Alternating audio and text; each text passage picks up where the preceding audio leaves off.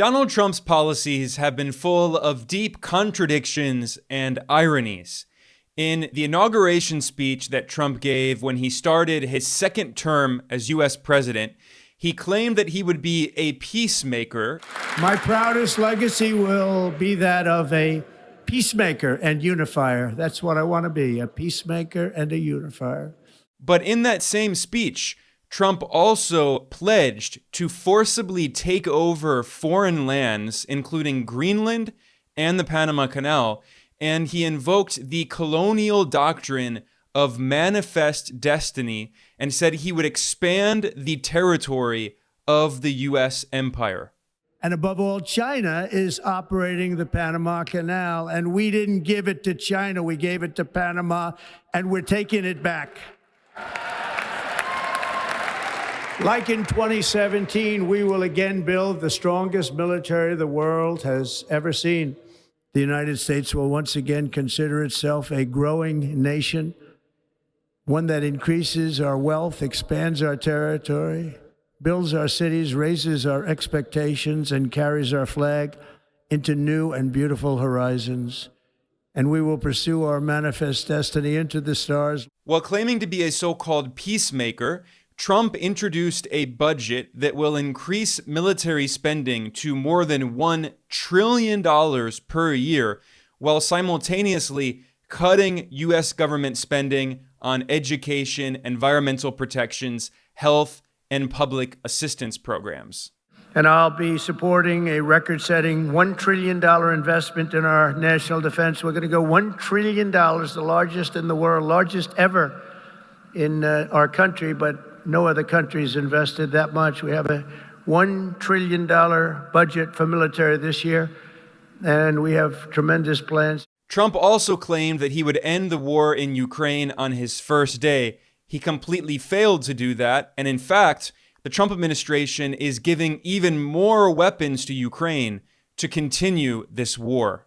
Trump, the so-called peacemaker, ordered the brutal bombing of Yemen, and he boasted of how many people he was killing in Yemen. Trump, the peacemaker, also threatened to bomb Iran, so while he's actively bombing Yemen, he's threatening to start another war.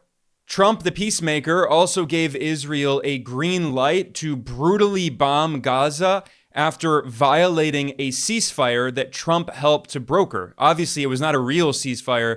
Trump was simply giving Israel time, a pause, in order to recuperate and get more weapons and ammunition in order to prepare for continuing this brutal war on the Palestinian people.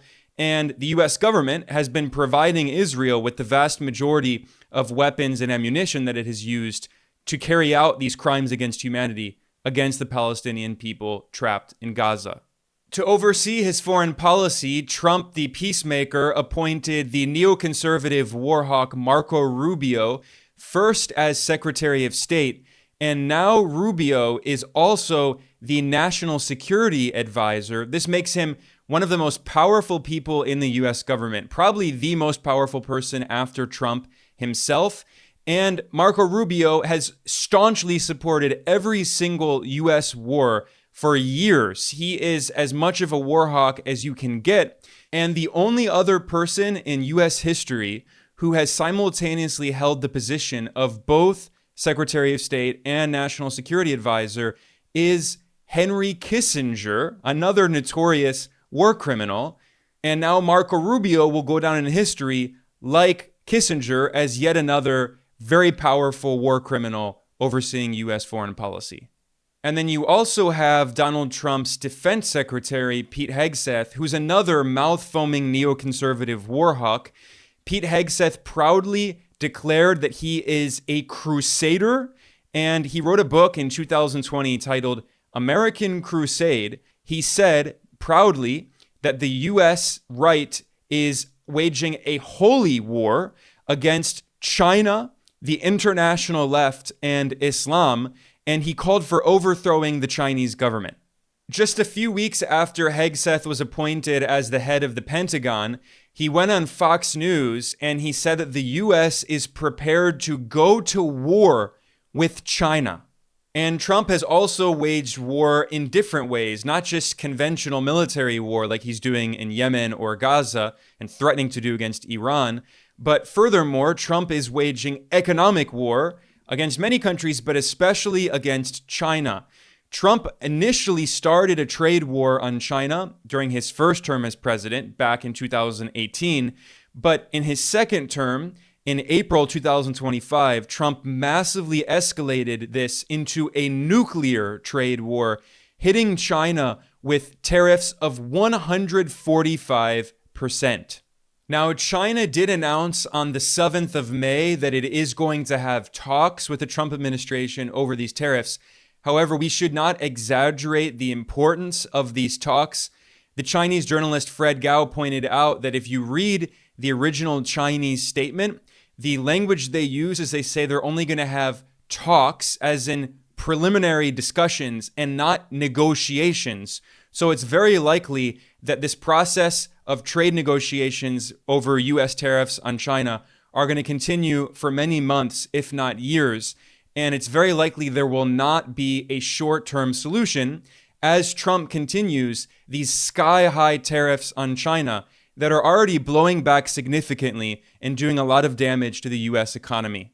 And by the way, speaking of blowback, another example of how Trump's policies have been completely contradictory is that Trump vowed repeatedly that he would save the global dominance of the US dollar by threatening other countries that de-dollarize, that seek alternatives to the dominance of the US dollar. But in reality, Trump's tariffs and his trade war have actually accelerated the process of de-dollarization as more and more countries around the world are seeking alternatives to the US dollar.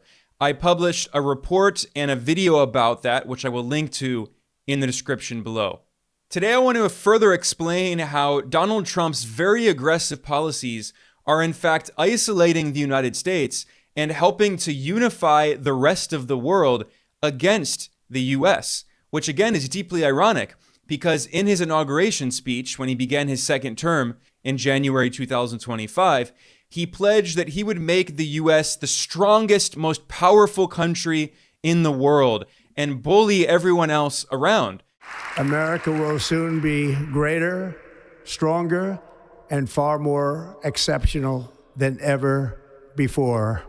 America will reclaim its rightful place as the greatest, most powerful, most respected nation on earth, inspiring the awe and admiration of the entire world. But in reality, this has only incentivized other countries to seek political alternatives and economic alternatives, just like Trump's tariff threats have also encouraged other countries to seek financial alternatives to the US dollar. And what this demonstrates is that the more and more aggressive and desperate that the US empire gets to try to maintain its global hegemony by threatening other countries, the more Trump is actually accelerating the decline of US imperial hegemony. Now, first of all, I should emphasize that Trump is extremely unpopular inside the US and around the world. So it's not just other countries who are angered by Trump's extremely aggressive policies. In fact, polls show that Trump has the lowest approval rating of a US president after 100 days in 80 years. Since 1945, at the end of World War II, pollsters have been surveying Americans and asking how they feel about the president after 100 days in office. And Trump has had the lowest ever approval rating in these 100-day polls. So in 2017, during Trump's first term, his approval rating was just 42%. And in his second term, Trump is even less popular. As of April 2025, after 100 days in office, Trump had an approval rating of just 39%, with a majority of Americans, 55%, disapproving of Trump. And why is that? Well, a majority of Americans, 53%, said the economy is worse off. 62% say that prices are going up, inflation is getting worse, not better. And 72%, nearly 3/4, say that Trump's policies will likely cause a recession. Now, this poll was conducted by ABC News, The Washington Post, and the French pollster Ipsos. Trump supporters may claim that that poll is biased, so let's look at a similar poll that was conducted by Fox News, which is a right-wing media outlet that is as pro-Trump as a media outlet gets. I mean, this is basically Trump media, and they found similar figures. They found that after 100 days in office, Trump's approval rating was only 44%, and the majority of Americans, 55%, disapproved of Trump. Fox News also found that only 38% of Americans approve of Trump's handling of the economy, 56% disapprove of Trump's economic policies, and only 33%, one-third of Americans, approve of Donald Trump's aggressive tariffs, whereas 58%, nearly 3/5 of Americans, disapprove of Trump's tariffs. And these trends that are happening inside the US are also happening around the world. The anger against the US is growing. And this is not new, of course. The US is an empire with around 800 foreign military bases. And just in the past 20 years, the US invaded Iraq. It waged war on Libya, war on Syria, war on Yemen. It invaded Afghanistan and maintained a military occupation for 20 years. And there are so many other examples of the US attacking other countries, engaging in very aggressive unilateral actions that angered the international community. So I'm not saying that Donald Trump is the only reason for this, but what I am saying, and today I'll look at the evidence showing that Trump's very aggressive threats, especially his tariffs, but not just his tariffs, his many other aggressive policies against the rest of the world, are actually uniting other countries against the United States. Trump's policy toward China is a perfect example of this. Trump has made it clear that his top foreign policy goal is to try to strangle China. Now, this is not just Trump and the Republicans. This is bipartisan in Washington. As I often emphasize, if you go back to the Democratic administration under Joe Biden, they also pursued a very aggressive policy against China. In fact, Biden's Commerce Secretary, Gina Raimondo, admitted that Washington's goal was to, quote, slow down China's rate of innovation, end quote. And the Biden administration was trying to work with U.S. allies, especially in Europe, to restrict the export of advanced technologies to China, to try to choke off China's high-tech sector, to protect U.S. big tech monopolies, and prevent China from developing artificial intelligence and quantum computing and other very important high-tech industries.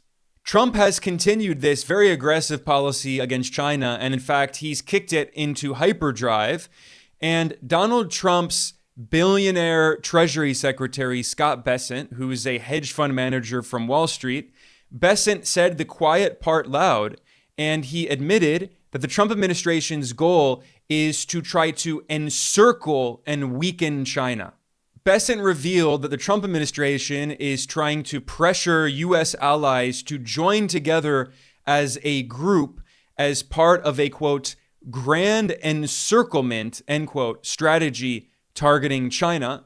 And in particular, the U.S. has been trying to blackmail Japan, South Korea, Vietnam, and India to all join Washington in its attempt to weaken China. But what's actually happening is the exact opposite. Donald Trump's aggressive tariff threats against the entire world, not just against China, have actually encouraged other countries to unite together against the U.S. And we saw a clear example of this in May when there was a meeting bringing together China, Japan, South Korea, and ASEAN, which is the Association of Southeast Asian Nations, one of the most important economic and political groups in the entire world. And all of these countries met and they released a joint statement in which they said very clearly that they, quote, agreed to further strengthen regional financial cooperation, end quote. And the statement condemned the growing tariff threats and protectionism in the United States. So Trump has managed to unite China, Japan, South Korea, and Southeast Asia, at least economically, despite their many political differences. Now, this is incredible in many different ways. First of all, Japan colonized China and South Korea and many parts of Southeast Asia, and the Japanese Empire committed horrific crimes against humanity against them in the 1930s and 40s. So there was a lot of bad blood, and there's still a lot of anger about Japan's crimes, and Japan never, paid consequences for those horrific crimes against humanity. But despite all of these many grievances and political differences, Trump has pushed these countries economically closer together and strengthened their financial cooperation. In fact, at the end of March, just a few days before so-called Liberation Day on the 2nd of April, when Trump announced tariffs on countries all around the world, a few days before that, there was another historic meeting that was held between China, Japan, and South Korea in the South Korean capital, Seoul. And in this meeting, which was the first economic meeting in 5 years of these three countries, they pledged to deepen their economic and financial cooperation. And they criticized they used the term growing protectionism, which is their euphemism, their indirect way of condemning Trump's threats against them and the rest of the world. Now, Japan has historically been one of the closest allies of the United States. It has been militarily occupied by the US for 80 years since the end of World War II. And yet, despite this, Trump has so angered Japanese politicians that you have lawmakers in Japan who are publicly condemning Trump, and a Japanese politician complained that Trump is like a, quote, delinquent kid extorting somebody, end quote. Trump's billionaire Treasury Secretary Scott Bessent has been overseeing negotiations with Japan, and they have not gone nearly as well as the US hoped. And Japan has been actually pushing back against the US despite all of the leverage that the US has over Japan, including the fact that, again, the US is militarily occupying Japan. In fact, one of the most incredible aspects of these very heated negotiations is that Japan's finance minister floated the possibility of Japan selling off the US government debt that it holds, US Treasury securities, which could cause a crisis in the US bond market. Just the fact that he mentioned this, I don't think Japan's going to actually do it, but just the fact that he mentioned it shows how angry Japanese officials are at the Trump administration over its tariff threats. We're seeing the exact same thing happening in Southeast Asia. Now, on so-called Liberation Day, Trump also announced 46% tariffs on Vietnam. He later paused them for 90 days, but they're still potentially up in the air. And this obviously very much angered Vietnam. And right after Trump announced those tariffs, China's president Xi Jinping took a trip to Vietnam. He met with Vietnamese leaders, and they vowed to deepen their partnership, and they signed more than 40 agreements deepening their relations. So once again, Trump's very aggressive threats have actually blown back and have only further encouraged Southeast Asia, the ASEAN countries, to deepen their relations with China. This also comes after a historic poll that was held in 2024 that asked people in Southeast Asian nations and ASEAN that if they were forced to pick one country to ally with, would they pick the United States or China?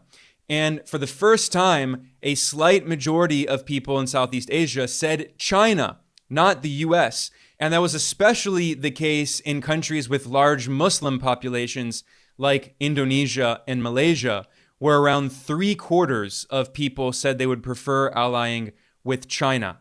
And of course, another reason for that is that at this time in 2024, when the poll was conducted, the US was giving billions and billions of dollars of weapons and ammunition to Israel to help it carry out crimes against humanity against the Palestinian people trapped in Gaza. And this angered many people across the world, but especially in Muslim majority countries. And I should point out that at that time in 2024, it was Joe Biden who was the president, and Trump is only continuing these policies, which are bipartisan. But another reason that China is increasingly popular in Southeast Asia is simply economic, which is that in the past 20 years, China has become by far the largest trading partner of ASEAN. and the West is less and less important. As recently as 2000, the US was the largest trading partner of ASEAN, but that is no longer the case by a long shot. Now, this is something that Trump administration officials simply do not understand, which is that there are other countries in the global economy other than just the US. The world does not revolve around the US. And in particular, something that has been constantly repeated by Trump's billionaire Treasury Secretary Scott Bessent and his billionaire Commerce Secretary Howard Lutnick is they claim that China has no alternative to trade with the US. They insist that China must export to the US market or China will be in crisis, which is why they insist that China will buckle under the threat of US tariffs and not vice versa, when in reality, more and more evidence shows that it's actually the US that is increasingly facing more and more pressure and will likely buckle under the threat of its own tariffs. But regardless, the point is that in the past decade, China has been diversifying its trade relations, and today China's largest trading partner is ASEAN, not the US. As of 2018, over 19% of China's exports went to the US. As of 2024, it's over 14% of China's exports go to the US. And that figure is decreasing over time. China has been diversifying its trade and finding alternatives in Southeast Asia, which includes some huge countries like, for instance, Indonesia, which is the fourth most populous country on Earth with more than 280 million people and growing. So again, the world does not revolve around the US. The Trump administration really needs to learn that. Now, another part of Trump's foreign policy has been an attempt to try to break the partnership between China and Russia.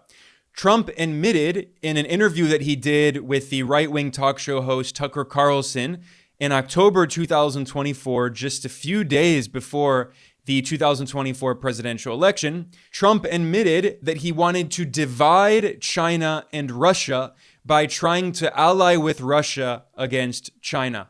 Is you never want Russia and China uniting.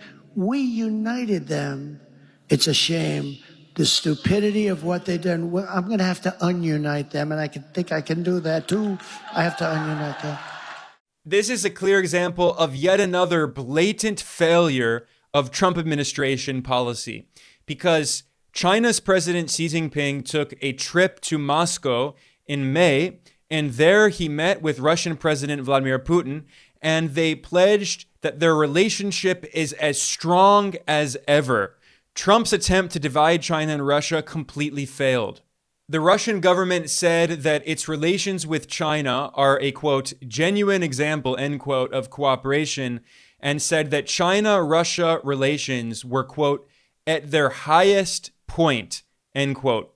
China's foreign ministry said that together China and Russia would, quote, rally the global south, shape global governance in the right direction, unequivocally oppose acts of unilateralism and bullying, and jointly promote an equal and orderly multipolar world, end quote. And China's President Xi announced that together Moscow and Beijing are working to, quote, jointly promote the process of world multipolarization and the building of a community with a shared future for mankind, end quote.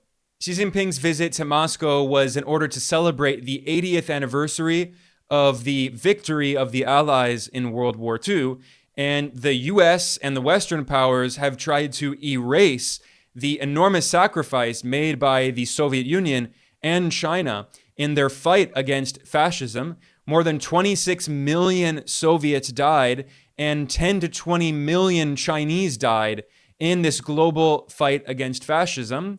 And Chinese state media noted that when President Xi visited Russia, they said it came, quote, at a time when the world is grappling with a resurgence in unilateralism, economic coercion, and hegemonic mentality, end quote.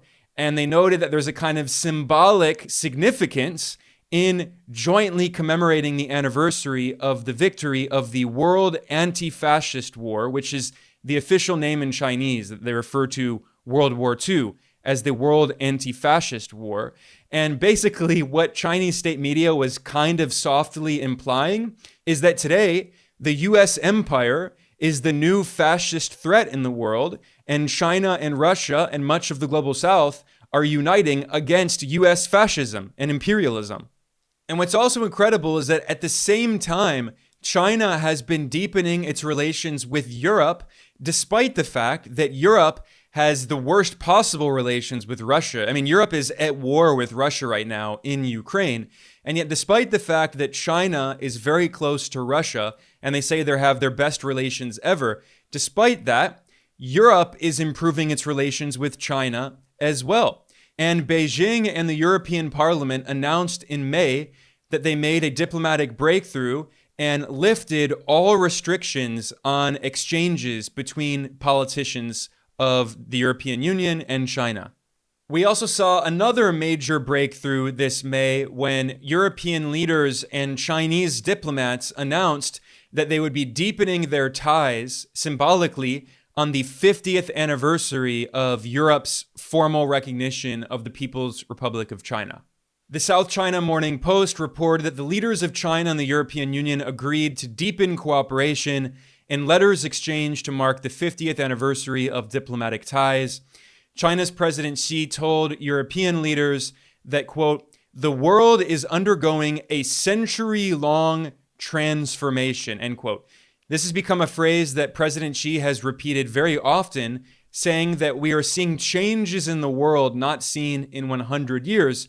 And China also refers to this as the multipolarization of the world and the decline of Western hegemony, especially US hegemony.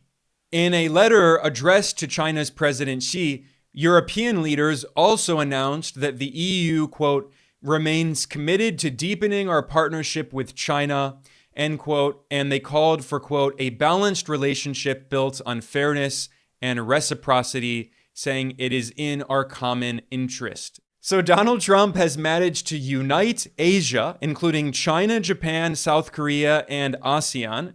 And Trump has managed to unite Europe and China.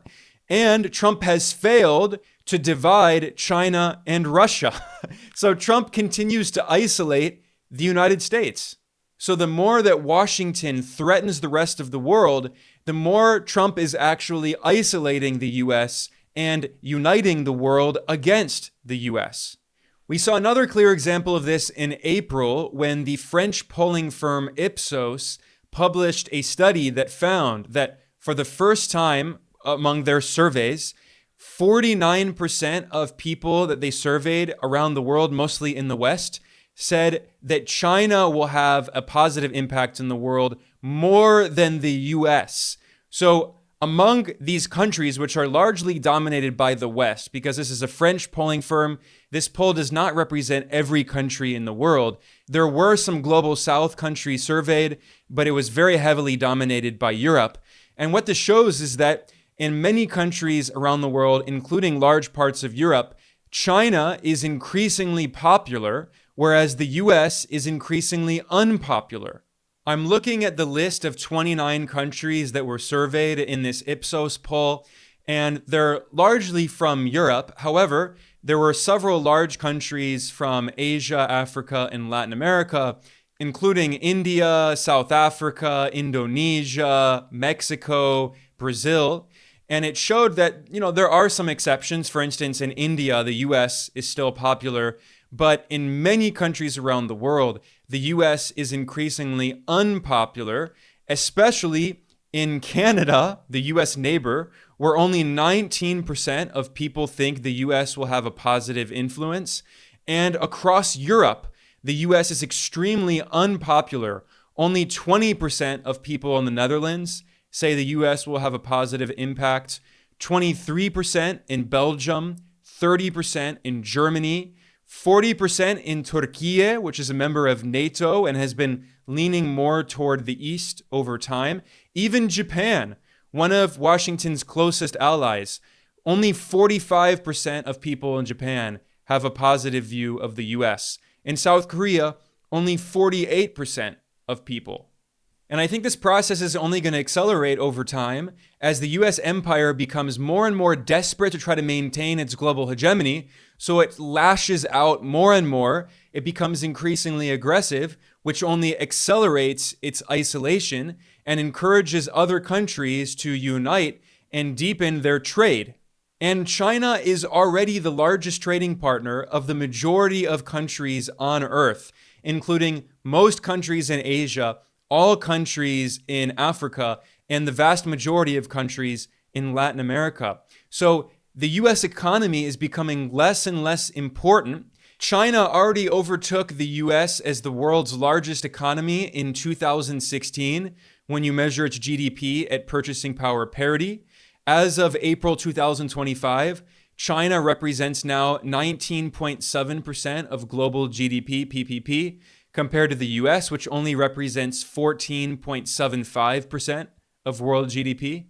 And the US economy has also become less and less significant because the US has deindustrialized and China has become the world's manufacturing superpower. China represents about 1/3 of global manufacturing output, which is nearly 3 times the output of the US. So China is offering countries around the world good quality, affordable products like electric vehicles and solar panels and cell phones and computers. And the US simply can't produce these things. Instead, the only thing that the US offers is lots of weapons for war with the US military industrial complex and pharmaceutical monopolies that no one wants because they're insanely expensive, or lots of oil and gas because the US has become the world's #1 producer of oil and gas. But that's only making climate change worse and worse.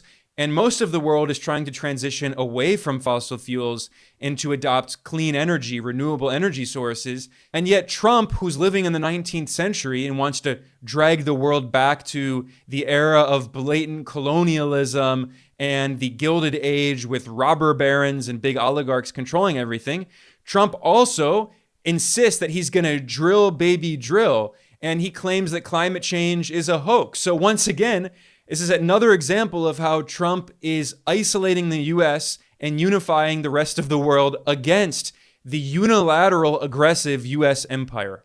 And before I conclude here, I want to look at 2 other clear examples of how Trump's blatant aggression is backfiring on the US. And these are the elections that were held in Canada and Australia. Canada had elections in April, and the Liberal Party won those elections, getting just shy of a majority in the parliament. And this was a big surprise because the Liberal Party was very unpopular in Canada, and polls in 2023 and 2024 showed that the Conservative Party was much more likely to win the election. It was leading by over 20% in the polls in late 2024. However, the Canadian Conservative Party was very closely allied with Donald Trump and pushing this kind of far-right political program that was very similar to Trump. So what happened? Immediately after Trump was inaugurated and returned as US president, the conservatives bled a lot of support, and suddenly the liberals became much more popular, and they beat the conservatives in the election. Now, unfortunately, Canada's new Prime Minister, Mark Carney, is a center-right neoliberal banker. He's very elite, and he represents the interests of billionaires and millionaires and big oligarchs. So he doesn't actually represent the interest of working people in Canada. But the fact is that Canada's election was largely determined by Donald Trump's threats to annex, to colonize Canada, and that so angered Canadians that they rebelled against the Conservative Party that was allied with Trump, and that led them to lose the election. Another example of Trump's policies blowing back. We saw the same thing happened in Australia, which held elections in May. Now, what's confusing is that in Australia, the right-wing party is called the Liberal Party, and there was a right-wing coalition, the Liberal National Coalition, against the left-leaning Labour Party. I mean, the Australian Labour Party is not very left-wing, it's center-left at best. But the point is that in 2024, the right-wing coalition was polling significantly higher than the Labour Party. But what happened? when Trump was inaugurated in January, and especially in April when Trump started his trade war on the rest of the world, threatening countries with tariffs on so-called Liberation Day, what happened? The right-wing coalition bled support rapidly, and the Labour Party won much more support.